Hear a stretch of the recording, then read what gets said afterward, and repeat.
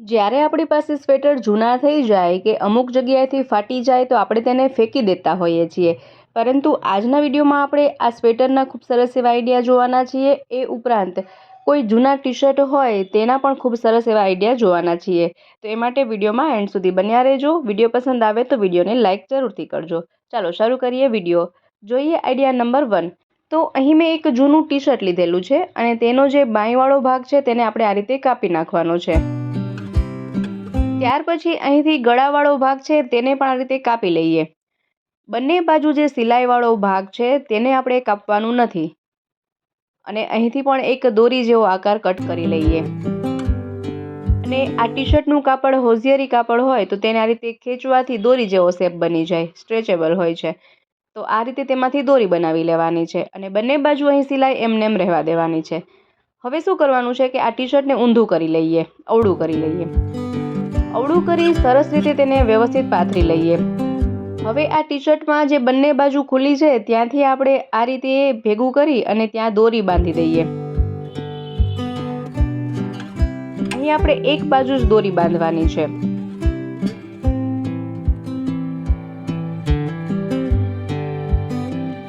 જુઓ, દોરી બાંધતા કંઈક આ રીતે થેલી જેવું થઈ જાય છે।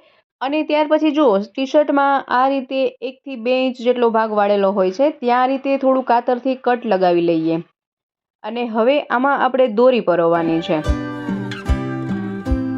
અહીં જો બાળકોના કલરફુલ ટી શર્ટ હોય ને તો તેમાંથી તો આ વસ્તુ ખૂબ જ સરસ બને છે। જેટલા કલરફુલ ટી શર્ટ રહેશે એમ તે ખૂબ સરસ લાગશે।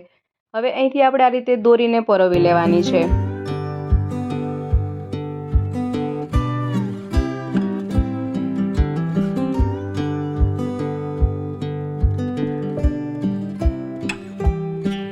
અહીં મેં દોરી પરોવી લીધી છે અને કંઈક આ રીતે થેલી જેવું બને છે। ત્યાર પછી તેને સવડું કરી લઈએ જેથી કે જે બાંધેલો ભાગ હતો તે અંદરની સાઈડ ચાલ્યો જશે। હવે આમાં તમે કોઈ પણ નકામા જે કપડાં હોય તેને ભરી શકાય છે અથવા તો સિલાઈ કામ કરતા હોય તો કપડાની કતરન વધી હોય તે પણ ભરી શકાય।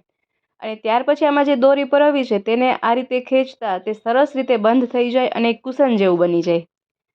તો આ રીતે તમે રંગબેરંગી ટી શર્ટમાંથી ખૂબ જ સરસ એવા પોચા કુશન્સ ઘરે જ બનાવી શકો છો, જે દેખાવમાં પણ ખૂબ સરસ લાગશે અને એવું લાગે જ નહીં કે આપણે ટી શર્ટમાંથી બનાવ્યા હશે।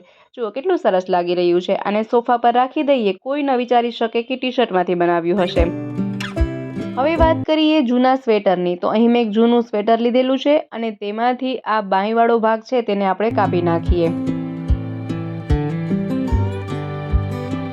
જો ક્યારેક બાંયવાળો ભાગ ક્યાંયથી ફાટી ગયો હોય તો તે કટ કરી અને તમે સ્લીવલેસ સ્વેટર પણ બનાવી શકો અને જો ખૂબ જ જૂનું સ્વેટર થઈ ગયું હોય તો તેમાંથી તમે આઈડિયા કરી શકો।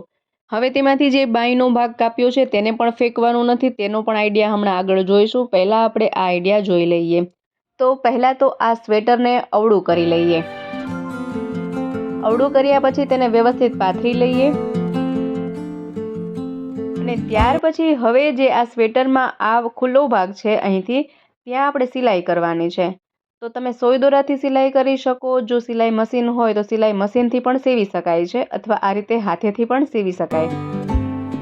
તો આ ભાગને આપણે પેક કરી દેવાનું છે અને ત્યાર પછી આ બાયના ભાગથી જ્યાં ખુલ્લો છે ત્યાં પણ આપણે તેને પેક કરી દઈએ, સિલાઈ કરી લઈએ।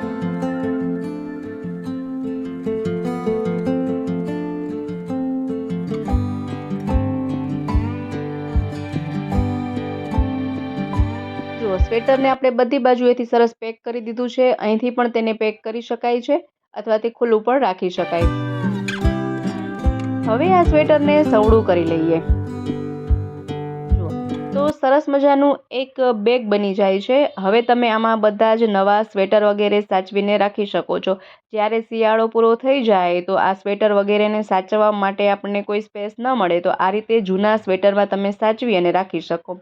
બધી જ ગરમ વસ્તુઓ તેમાં સચવાઈ જાય, મોજા, ટોપી, સ્વેટર, જેકેટ બધું જ આમાં આપણે સાચવી શકાય। અને આવા સ્વેટર હોય થોડા સ્ટ્રેચેબલ હોય એટલે ગમે તેટલી વસ્તુઓ તેમાં ભરીને રાખીએ ને છતાં પણ તે એકદમ સ્ટ્રેચ થતું જાય અને બધી જ વસ્તુઓ તેમાં સરસ સમાઈ જાય। સ્વેટર સિવાય તમે વધારાની વસ્તુઓ તેમાં રાખવા માટે, સાડીઓ રાખવા માટે અથવા તો કોઈ પણ ઓછાળ, ચાદર વગેરે રાખવા માટે પણ તેનો ઉપયોગ કરી શકો છો। ખૂબ જ બેસ્ટ આઈડિયા છે।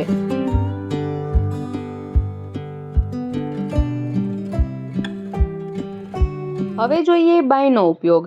તો અહીં મેં સ્વેટરની બાંય લીધેલી છે અને ત્યાર પછી કોઈ પણ ચપ્પલ લઈ શકાય. અમુક ચપ્પલ એવા હાર્ડ હોય ને જે પહેરવાથી આપણને ખૂંચે, તો એવા ચપ્પલનો અહીં ઉપયોગ કરી શકાય છે.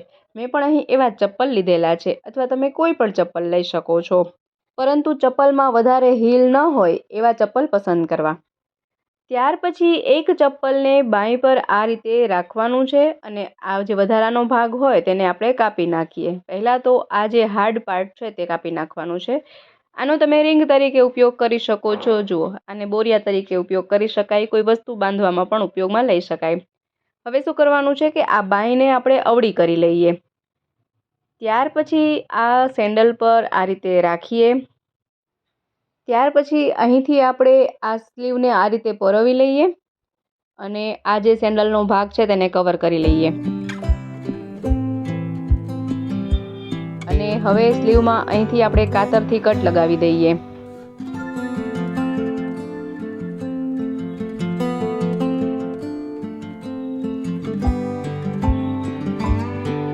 અને ત્યાર પછી તેને આ રીતે આખા જ સેન્ડલમાં આ રીતે પહેરાવી દઈએ, કવર કરી લઈએ આખું જ સેન્ડલ.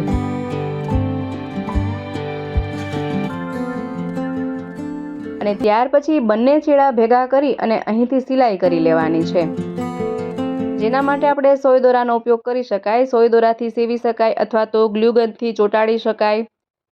અને આ આપણે શું બનાવી રહ્યા છીએ એ હમણાં તમને આગળ વિડીયોમાં સમજાઈ જશે. બસ વિડીયોમાં એન્ડ સુધી બન્યા રહો. ચાલો પહેલાં તો સિલાઈ કરી લઈએ.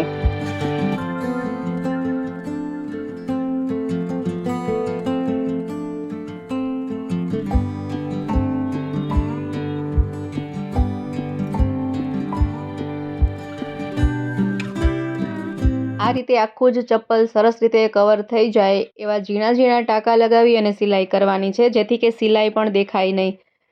જો આ રીતે સિલાઈ કરવાની છે. તો જુઓ, સ્વેટરની બાંયમાંથી ઘરમાં પહેરવાના ગરમ ચપ્પલ બનીને રેડી છે. આવા ચપ્પલ જ્યારે માર્કેટમાં ખરીદવા જઈએ ને તો ખૂબ જ મોંઘા મળતા હોય, પરંતુ તમે નકામા એવા સ્વેટરમાંથી અને જૂના એવા ચપ્પલમાંથી જ આવા ગરમ ચપ્પલ ઘરે બનાવી શકો છો, જે દેખાવમાં પણ ખૂબ સરસ લાગશે અને પહેરવામાં પણ એટલા જ કમ્ફર્ટેબલ રહે છે. જરા પણ ઠંડી લાગતી નથી અને ખૂબ જ સરસ લાગે છે. તો આ રીતે તમે ઘરે જ ગરમ ચપ્પલ બનાવી શકો.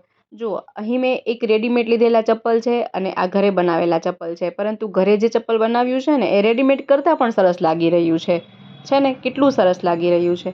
અને હવે જો આ ચપ્પલ આમને આમ સિમ્પલ ન ગમતું હોય તો એમાં એક્સ્ટ્રા ડેકોરેટ પણ કરી શકાય. આ રીતની જે લેસ પટ્ટી હોય તે લઈ અને ફરતે લગાવી દઈએ તો સિલાઈવાળો ભાગ પણ જરા પણ ન દેખાય અને યુનિક લુક પણ આવે.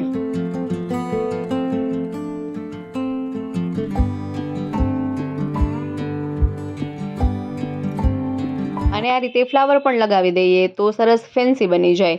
જુઓ, લાગે જ નહીં કે આ ઘરમાં જ પડેલા જૂના સ્વેટર કે સેન્ડલમાંથી, ચપ્પલમાંથી બનાવ્યા હશે. કેટલું સરસ લાગી રહ્યું છે. પહેરતા પણ ખૂબ જ સરસ લુક લાગે છે.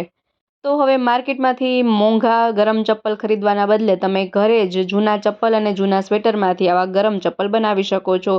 પહેરવામાં પણ કમ્ફર્ટેબલ અને દેખાવમાં પણ ખૂબ જ સરસ લાગે.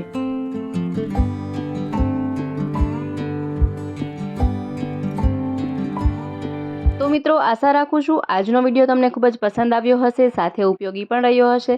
વિડીયો પસંદ આવ્યો હોય તો વિડીયોને લાઇક કરજો, શેર કરજો, તેમજ અમારી ચેનલ પર નવા હોય, પહેલી વાર ચેનલ પર વિઝિટ કરી રહ્યા હોય તો ચેનલને સબસ્ક્રાઈબ જરૂરથી કરજો. ફરી મળીશું નવા વિડીયોમાં નવા જ આઈડિયાઝ સાથે. ત્યાં સુધી જોતા રહેજો આપણી ચેનલ બી ક્રિએટિવ.